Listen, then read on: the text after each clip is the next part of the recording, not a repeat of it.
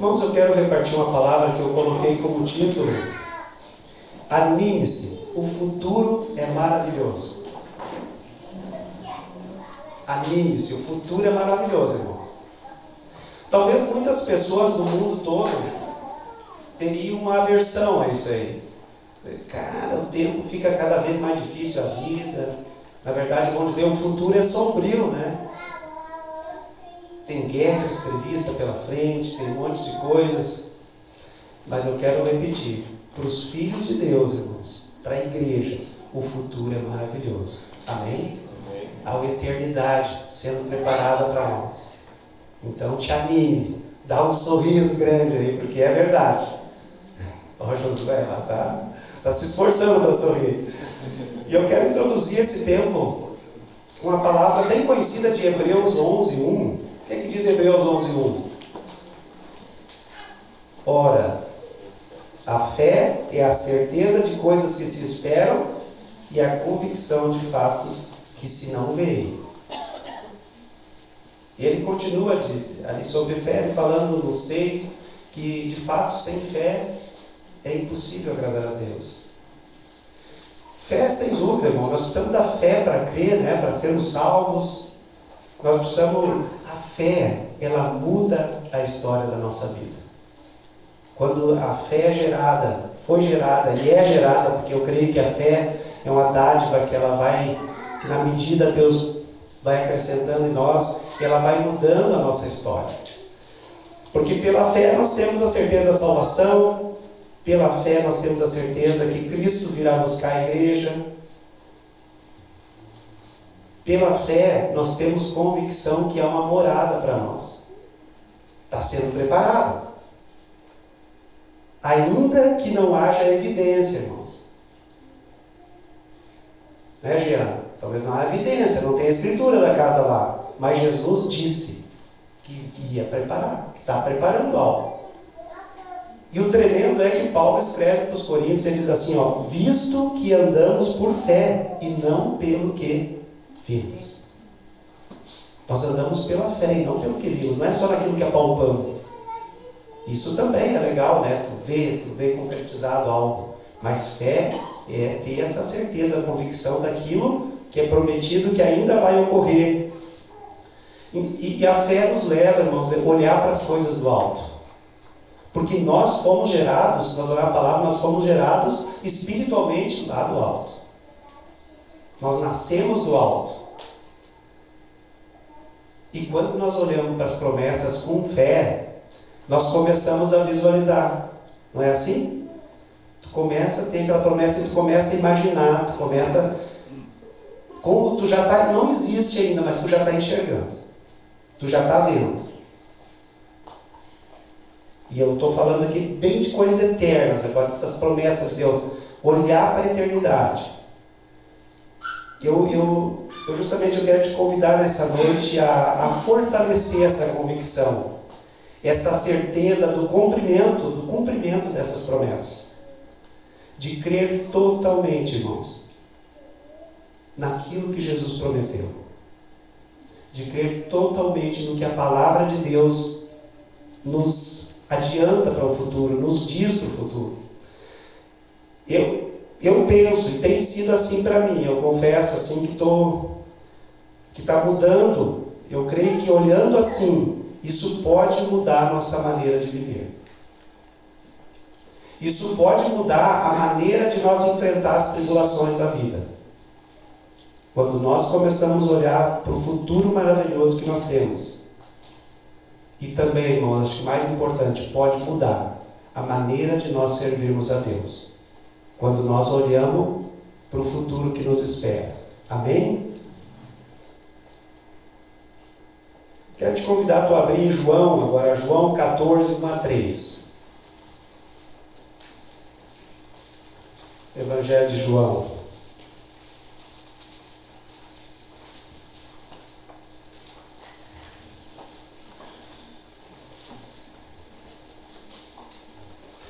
Essa palavra aí, Jesus estava reunido na semana da Páscoa, que antecedeu a Páscoa, com os discípulos na quinta-feira. Ele estava no cenáculo, no qual ele tinha mandado Pedro João preparar esse lugar. Na noite da idade quinta, na noite que ele falou a sua palavra durante o dia, na noite ele já foi preso. E a palavra diz assim: não se turbe o vosso coração. Credes em Deus, crede também em mim. Na casa do meu Pai há muitas moradas. Se assim não fora, eu vou-lo teria dito, pois vou preparar-vos lugar. E quando eu for e vos preparar lugar, voltarei e vos receberei para mim mesmo, para que, onde eu estou, estejais vós também.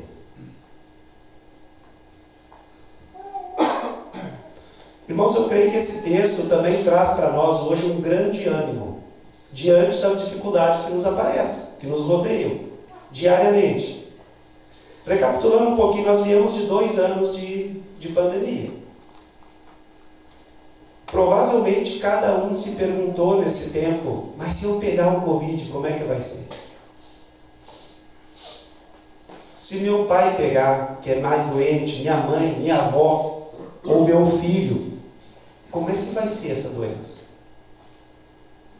Ou aquele que já tinha os problemas de alguma doença do coração, alguma coisa, e agora vai ter vaga no hospital se ficar ruim? Pode ser que nem todos fizeram esse questionamento, mas eu creio que a grande maioria, não estou falando assim com medo, mas estou falando que provavelmente se fizeram essa pergunta, fizeram esse questionamento. Quando começou lá, no começo ali, as fábricas deram aquela parada, talvez se perguntou: poxa, e agora? Como é que fica meu emprego? Como é que fica o meu sustento nesse tempo?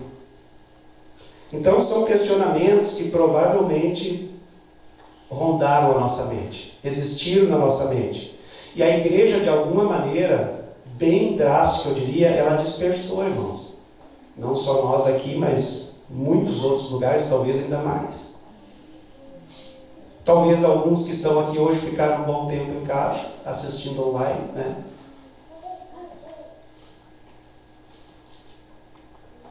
Ficou um bom tempo sem abraçar. Nós agora que timidamente estamos nos achegando mais do abraço, mas alguns não abraçaram nem os familiares, não abraçaram o pai e a mãe. Eu não estou falando contra isso, só estou relatando que provavelmente ocorreu.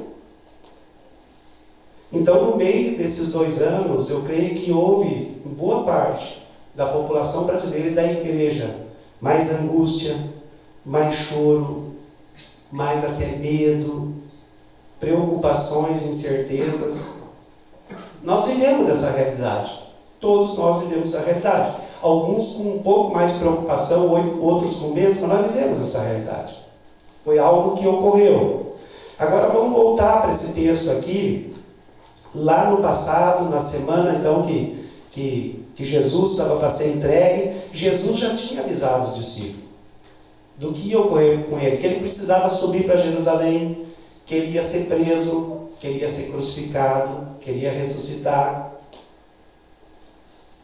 E eles estavam com o coração apertado diante daquilo que ia ocorrer. Eles estavam preocupados, porque quando eles chegaram em Jerusalém, estava muito hostil, porque ali sim havia um clima assim sombrio, porque eles estavam fazendo muitas artimanhas para prender Jesus. Eles percebiam isso, preparando para prender Jesus, para fazer aquilo que estava determinado para fazer.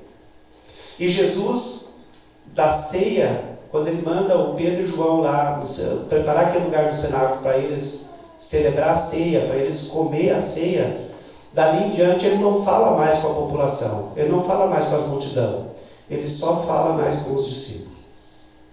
Então, irmãos, havia uma grande angústia no coração deles, com aquilo que viria, que estava para ocorrer.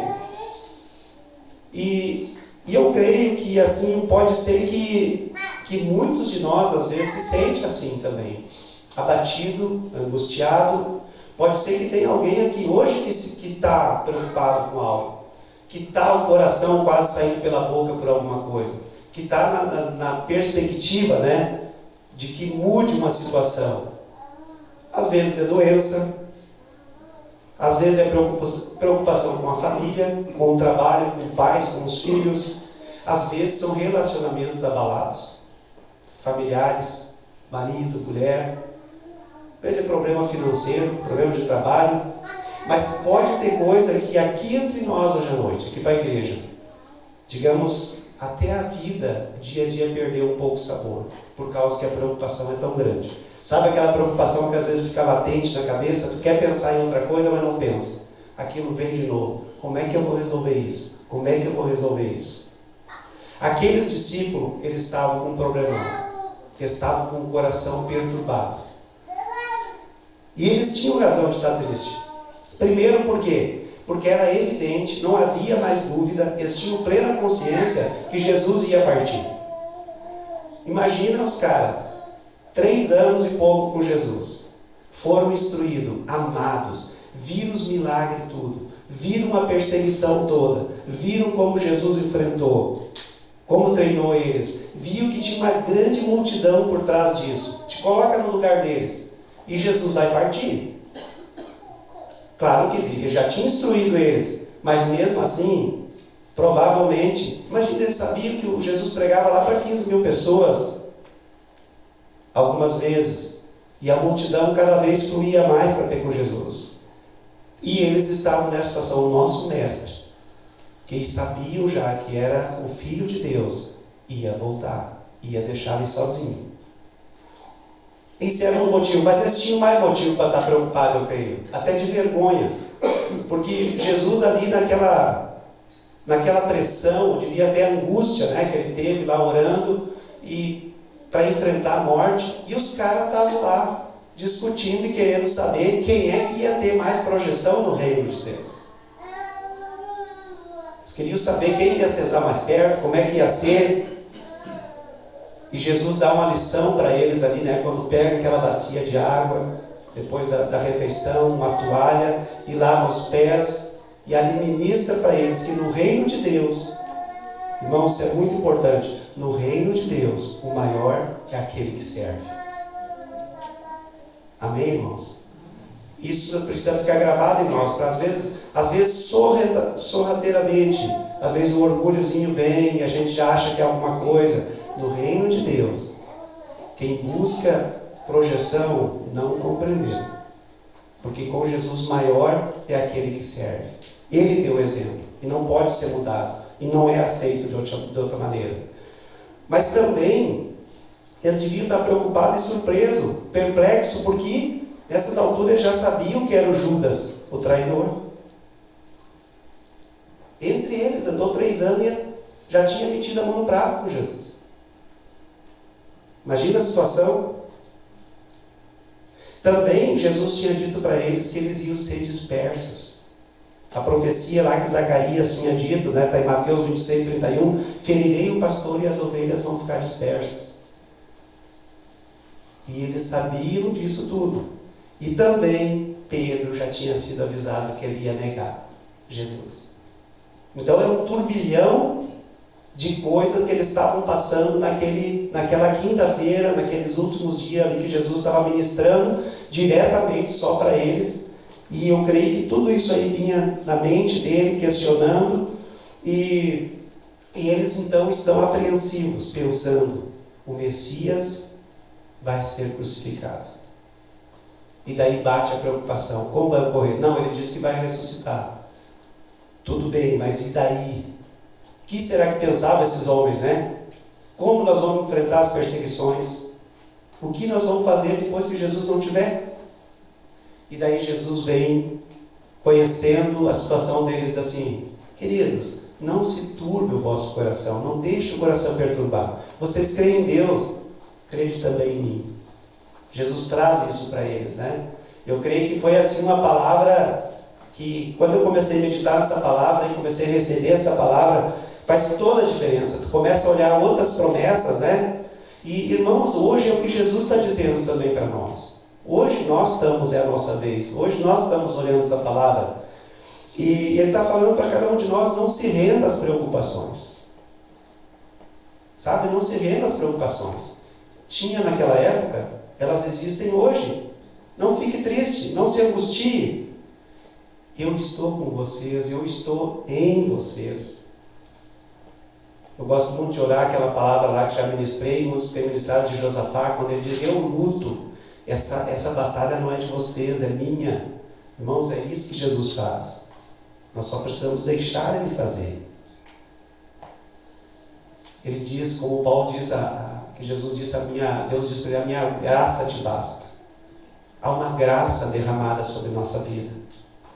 Não adianta querer ir pela força do nosso braço, mas pela vida de Cristo em nós é possível vencer essa batalha, porque Ele é que vai lutar por nós. Então, irmãos, havia várias razões para os discípulos ter ânimo. Há várias razões para nós ter ânimo diante do que iria acontecer. E a primeira dela foi que Jesus disse assim: coloque, creia em mim. Coloque a expectativa de vocês em mim. Foi a primeira coisa que ele disse. Irmãos, eu diria assim, apesar da circunstância, nós precisamos crer e colocar nossa expectativa sempre em Jesus. Na hora da crise, nós não devemos olhar para a circunstância, mas nós devemos olhar para Jesus. Amém? Tem uma palavra de Hebreus que fala, Hebreus 12, diz assim, olhando firmemente para Jesus, autor e consumador da fé, corramos a carreira que nos está proposta. Olhando para Jesus. Amém, irmãos? Não é, Sérgio? Olhando para Jesus. Há uma carreira, há uma jornada, há um caminho para cada um de nós. Diferente. Para cada um de nós. O alvo sempre é Jesus. O olhar sempre é Jesus. Mas cada um de nós, no corpo de Cristo, somos membros e temos tarefas às vezes diferentes. Todas com a finalidade de dar honra e glória para o Senhor. Todas com a finalidade de consolidar o corpo de Cristo. Mas cada um de nós precisamos correr esse tempo de corrida, que alguns aqui já estão nos 80, outros estão bem pequenos aqui com 2, 3 anos. Mas nós somos chamados a andar essa jornada, a vida que nós temos aqui na terra, olhando firmemente para Jesus. Nós somos chamados para isso. E Ele vai nos suprir em cada momento. Amém? Se vocês lembram lá no barco, lá na Galileia, quando o barco estava quase naufragando, ondas grandes, o vento soprando, a água enchendo o barquinho, e daí Jesus vem e acalma, manda tudo ficar em ordem, daí Ele questiona: vocês aí, por que não usaram da fé? Por que não creram? Por que não mandaram essas ondas se acalmar? E essa prática da fé nós precisamos, irmãos. Porque não adianta nós termos uma fé, talvez é meio forte, mas não adianta nós termos uma fé só intelectual, só de conhecimento. Eu creio que tem um texto que ele nos fala bem sobre isso, quando ele diz assim, sabes tu que Deus é um só? Fazes bem, até os demônios creem e tremem, mas eles não mudam. Então, é Tiago 2,19 essa palavra. Então, nós precisamos ter uma fé praticada, uma fé ativa, uma fé que realmente começa a enxergar aquilo que ainda não existe, porque a palavra diz que vai existir. Amém? Porque a palavra nos dá essa garantia, porque Jesus disse, nós precisamos confiar totalmente em Jesus. Colocar nossa fé em Jesus, praticar a fé, visto que nós andemos por fé e não pelo aquilo que vimos. Irmãos, se nós olhar para a circunstância, nós trememos a perna. Se nós olhar para as crises, que os mais velhos já passaram por quantas crises aí, vai ficar com medo. Sabe, se olhar para as doenças que se apresentam, não vai nem sair de casa. Se tu olhar para a saúde pública, pelo tempo que espera, às vezes, com o atendimento, tu vai ficar mais atemorizado ainda. Se tu olhar para o que os cientistas dizem, que vai derreter todo o gelo e mais algumas coisas, tu te apavora mais. E conforme a notícia que tu olhar, então, em algumas partes da cidade aí não pode ter corda, né? Porque senão é problema. Então, irmãos, nós precisamos olhar para quem? Para Jesus. Porque Ele venceu a morte. Ele tirou o medo. Ele habita em nós. Amém? E em Cristo diz que nós somos mais que vencedores. Então, irmão, quero dizer para ti essa noite, não se turbe o teu coração. Crede em Deus, crede em Jesus. Jesus tinha dito para os discípulos que eles passariam por situações bem difíceis. Seriam perseguidos, seriam presos, seriam torturados. Tanto é, irmão, se olharmos daqueles que estavam na mesa com ele, os únicos que não foram martirizados, ali, o único que não foi João. Pela Escritura ele foi isolado, né, na ilha lá. Ele foi para uma colônia penal. Mas os outros foram crucificados, foram esfolados vivos, foram cortados ao meio, mortos a machadada. Jesus tinha avisado isso. Agora é importante. Eu creio que Jesus estava dizendo para eles, não importa o que o futuro reserva para vocês. Continue crendo em mim. Eu creio que é isso que eles entenderam. Tanto é que, irmãos, se a gente olhar o Paulo, né? O Paulo indo para ser decapitado ou degolado, e ele diz, né? Eu sei que o meu Redentor, eu sei em quem tenho crido, e estou seguro que Ele é poderoso para guardar o meu tesouro, o meu depósito, até o dia final. Paulo, mesmo caminhando para a morte, ele dizia, o que eu estou fazendo é receber a coroa da justiça. Irmão, para nós que cremos em Jesus, eu sou bem sincero, a morte não pode nos assustar. Amém? A morte não pode nos assustar. Porque a morte já foi vencida. Jesus venceu a morte e ressuscitou. Irmão, Jesus inaugurou a imortalidade. Amém? Ele abriu o caminho. Então, irmão, eu queria deixar esse recado para nós hoje. Não importa o que você vai encontrar pela frente. Continue crendo em Jesus. Amém? Eu estava olhando esse texto e lembrei de um... Eu gosto muito de um filme, eu já olhei as quantas vezes, o Gladiador. E quando eles colocaram eles na arena lá, era para ser certa a morte deles, né?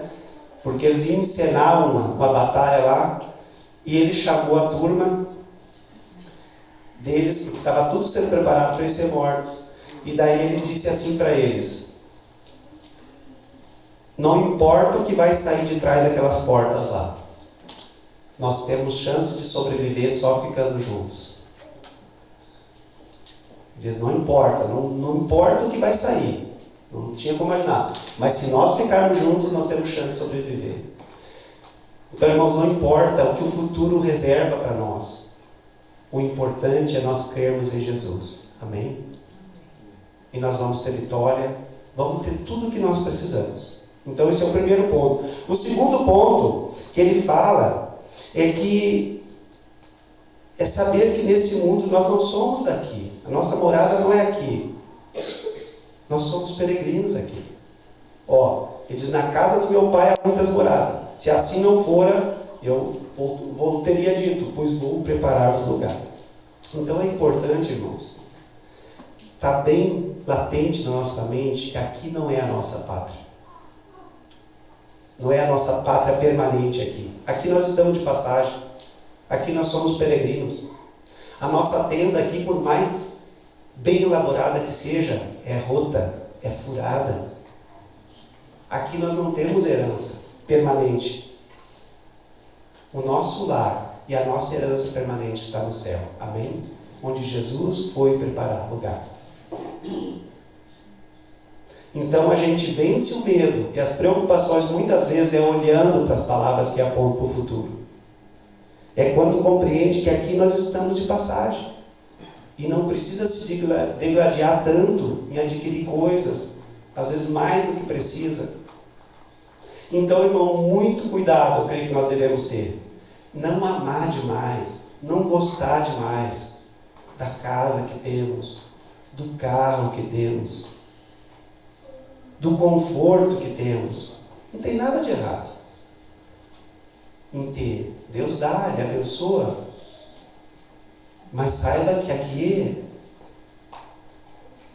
por mais que você viva em comparação à eternidade, seja no gozo ou seja no sofrimento, né? Diz ali que do tempo presente não são para comparar com a glória que virão. Romanos 8,18. O tempo presente. Não importa como ele é vivido, não dá para comparar com a glória que virá. Então temos que guardar o nosso coração. Se é um pouco sofrido, glória a Deus, vai vir algo tremendo depois. Agora temos que ter um cuidado para não gostar tanto da vida que estamos levando, no sentido de conforto, de segurança material, nem querendo que Jesus volte. Os bens são para nos abençoar, sim, mas não é para nós esquecermos de Deus, não é para pôr nossa garantia e nossa segurança naquilo que Deus tem nos dado, que é para ser usado para a honra e para a glória dele, para ser compartilhado. Precisamos entender, irmão, que o céu é o nosso destino. Tem que estar muito claro na nossa mente. Estamos indo para lá, né? Daqui a pouco tempo, passa tão rápido o tempo. O céu é um lugar de gozo, de descanso. Aqui tem luta, tem pandemia, tem ódio, tem guerra. Mas lá não vai ter isso. Os discípulos estavam entendendo isso, que Jesus estava dizendo para eles. Lá é a casa do Pai, onde a família vive junto, onde o corpo de Cristo vai viver junto. Ele diz, na casa do meu Pai há muitas moradas, lá será o nosso lar.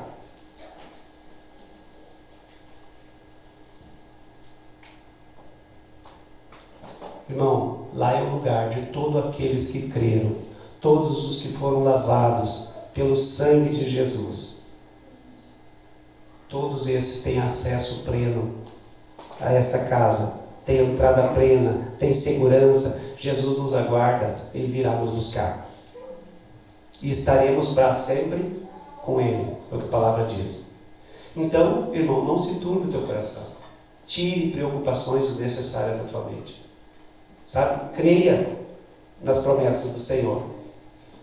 Essas verdades, irmãos, pelo menos para mim, eu creio, é isso que quero compartilhar, elas trazem um refrigério. Sabe? Elas tiram um pouco tiram bastante essa tensão da preocupação, e a gente pode olhar para trás e ver como Deus nos cuidou até aqui. Por que às vezes carregar preocupações daqui para frente? Se o que almejamos é estar com o Senhor. Por isso que Paulo escreve para os Colossenses: buscai as coisas lá do alto, pensai nas coisas lá do alto. Colossenses 3, 1 e 2. E em terceiro lugar, ele diz ali que quando tiver a casa pronta, irmão, ele virá buscar a igreja. E eu gosto muito também da passagem de Mateus 28, 20, que ele, na grande comissão, que ele diz: eis que estou convosco todos os dias. Está conosco, está em nós. Mas ele está dizendo: e quando eu for, eu vou vos preparar um lugar e voltarei, e vos recebereis para mim mesmo, para que onde eu estou estejais vós também. Irmãos, essa é a verdade magna da doutrina cristã, que vai fechar a história com a vitória de Cristo e da sua igreja. Quando ele romper nas nuvens, com grande poder e glória, para buscar a sua noiva, para buscar a sua igreja, vai ser algo assim tremendo. Irmãos, ele vai vir pessoalmente. Jesus não vai mandar um representante, vai vir pessoalmente. Ele vai vir visivelmente.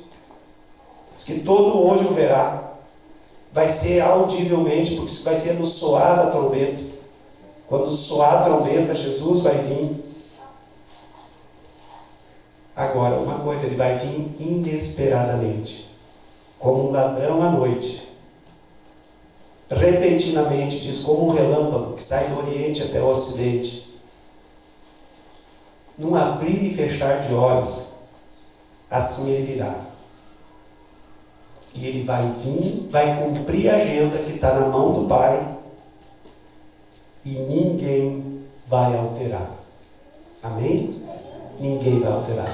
A nós cabe nós estarmos preparados, alegres, porque o futuro para nós como é que é o futuro? Maravilhoso. O futuro para a igreja é maravilhoso, para os filhos de Deus é maravilhoso. Então esse texto, eu creio que ele revela para nós, primeiro, olhar para Jesus, confiar em Jesus. Ele é maior que tudo que nós enfrentamos. Nele está todas as respostas, tudo que nós precisamos. Ele está contigo, Ele vence por ti, meu irmão. A palavra diz que é Ele que te toma pela mão direita e diz, não temas, que eu te ajudo. Não te assombre, eu sou teu Deus, e eu te fortaleço, e eu te ajudo, e eu te sustento. Quer mais, irmão? São palavras para nós. São palavras sendo cumpridas em nós. Provavelmente, muitos de nós, ou todos, tomara, têm assim, usufruído dessas promessas, dessas palavras, têm experimentado tocar na mão de Jesus, ser puxado pelo braço forte de Jesus.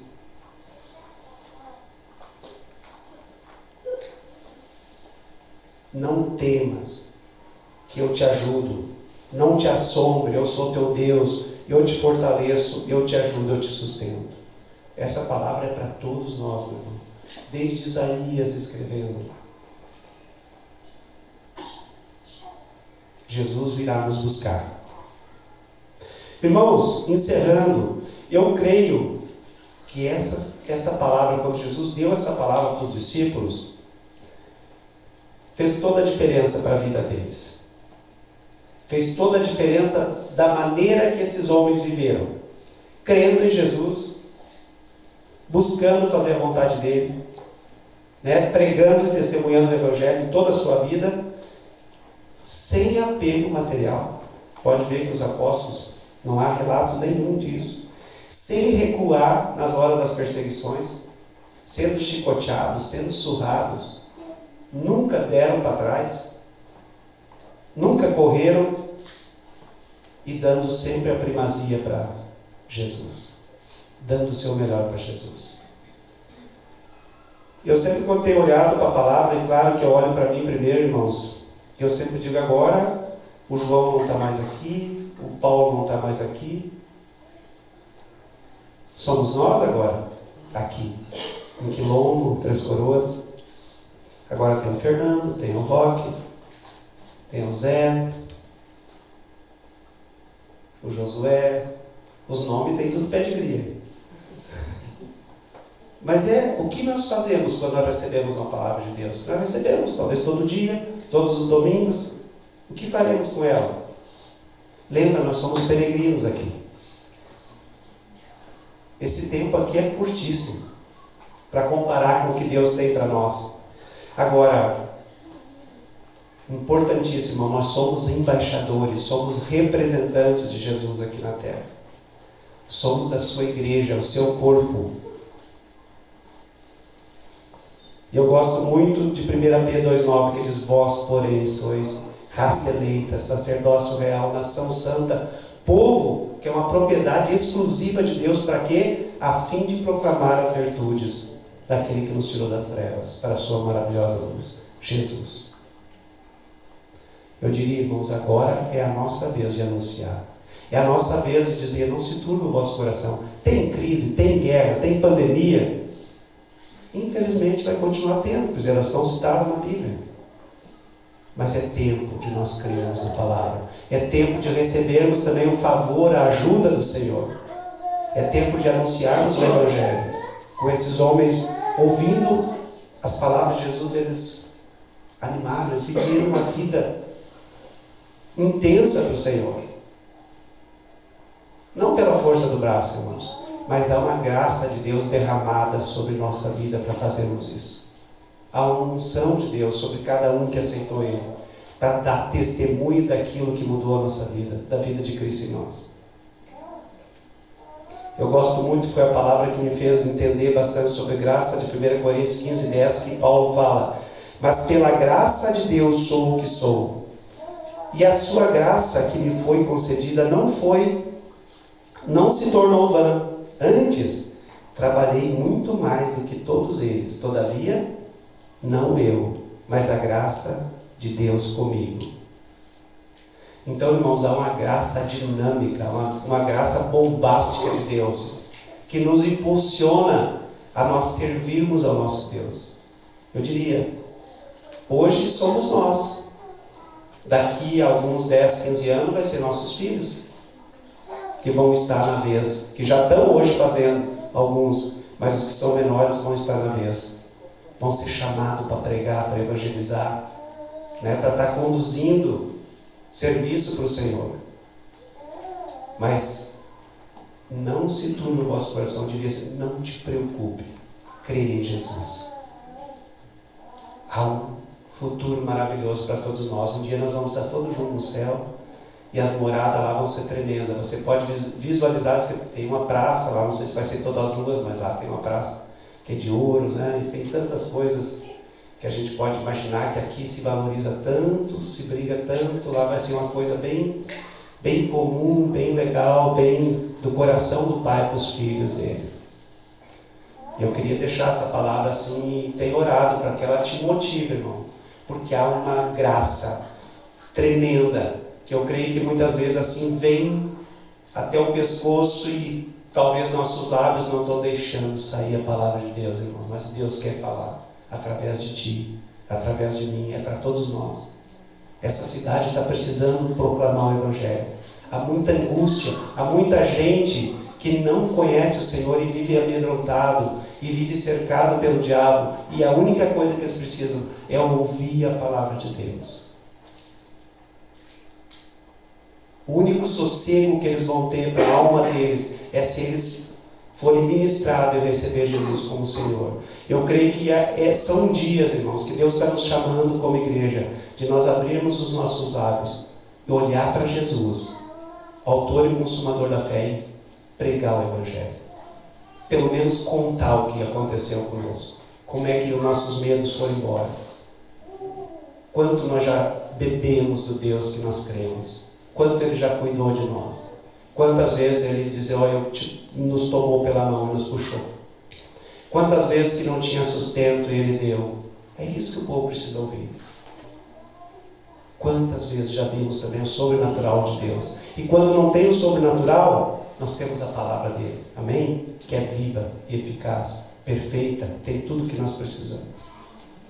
Eu queria te convidar, antes de terminarmos, para nós olhar um videozinho. Eu creio que ele retrata, para mim, ele retrata bastante a nós olharmos para aquilo que Deus tem para nós.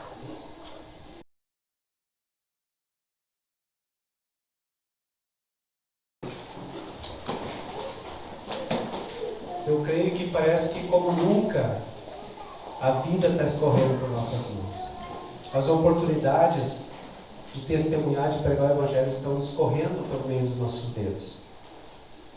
E pode ser que está passando desapercebido, mas também creio, irmãos, que é o tempo que Deus está nos chamando a nós proclamarmos o Evangelho. Amém? Eu quero te convidar, e se Jesus tocou, se essa palavra te desafia, de tu tomar, ter um gesto assim, de dizer, Senhor, eu quero essa semana pregar o Evangelho. Porque quando a nossa vontade, há uma concordância com o coração de Deus, realmente é tremendo o que ocorre. Todos nós, com certeza, vamos encontrar com dezenas ou talvez centenas de pessoas essa semana. E muitas delas estão perecendo, ou muitas estão fraquejando, pode ser na fé. E se deixarmos, irmãos, o Espírito Santo que habita em nós, a vida de Cristo que habita em nós, a graça de Deus que foi derramada sobre nossa vida, que está sendo derramada, nos nutrindo dia a dia, ela vai sair para abençoar Amém? Abre teus lábios aí também, vamos estar orando agora e pedindo que Deus nos conduza